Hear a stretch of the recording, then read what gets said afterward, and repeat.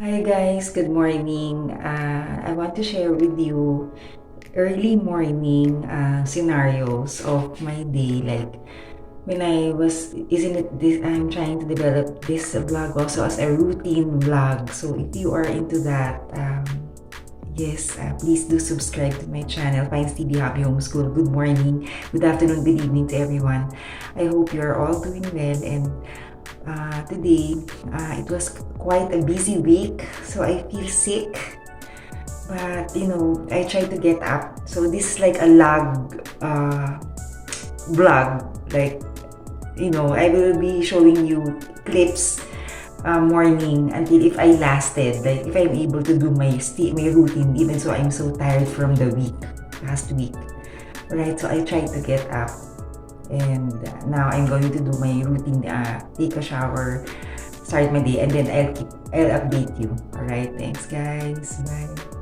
Guys, I already, brushed my teeth. I didn't want to take a bath today, take a shower, because I felt sick. So, but I'm pushing myself. So, I'm going to try. For those of you who are sometimes, kasi baka mamaya, sometimes guys, it's just, you're just tired, but not sick. So when I started wetting my, face, and then, did my routine, I feel better. So now I will check if I can do the taking a shower.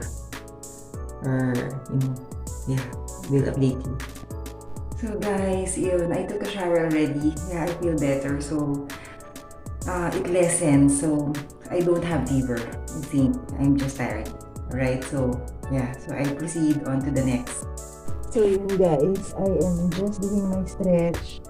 And then, maybe just today I will do an online yoga.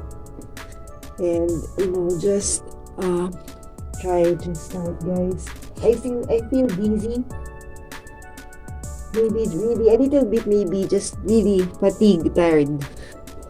But I think I'll try to do my yoga. So that is the one. After, so I'm doing a live. Okay, so guys, later I'll update you. Thanks. So guys, to add to the I'm going to light a candle and then put liniment. Yeah, feel better.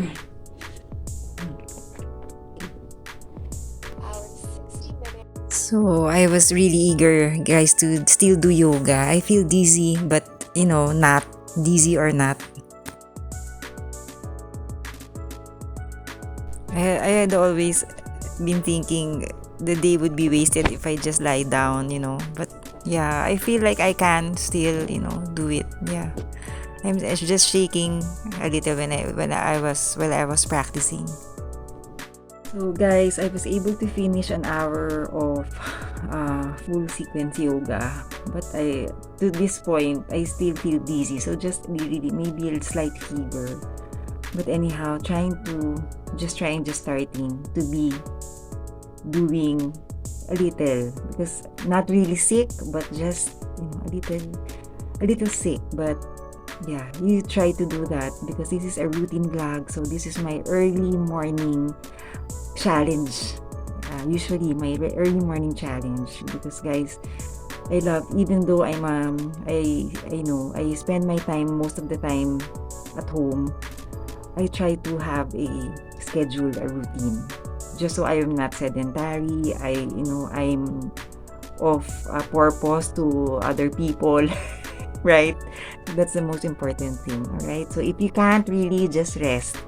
But yeah, so I'll go on and reset my live stream, and because that's my my vlog, so I need to So again guys, thank you again for watching this short log vlog early morning challenge of a yogi, of a home chorer like that.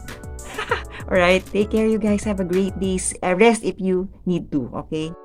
Hi guys, I'm already dressed up, so I'm happy that I finished. I survived my morning routine to the live stream. So yeah, so I'm starting my new set of day today. So again, thank you guys for watching this vlog. I hope you learned something from it. Be resilient, finish strong, right? Take care, guys. Have a great day. Bye po.